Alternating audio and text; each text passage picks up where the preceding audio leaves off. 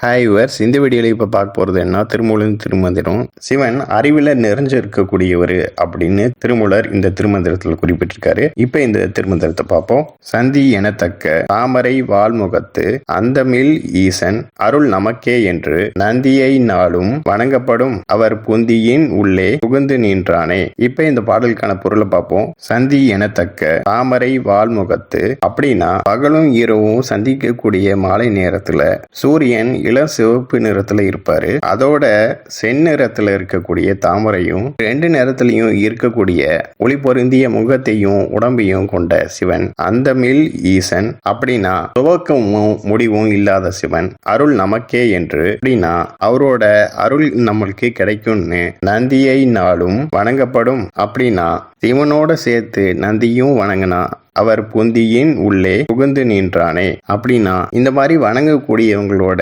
புத்தியில சிவன் எப்பயும் நிறைஞ்சிருப்பாரு. Okay verse, next வீடியோவில் பார்ப்போம். இந்த சேனல் சப்ஸ்கிரைப் பண்ணுங்க அண்ட் பெல் பட்டனை பிரஸ் பண்ணுங்க, லைக் பண்ணுங்க, ஷேர் பண்ணுங்க. தேங்க்யூ.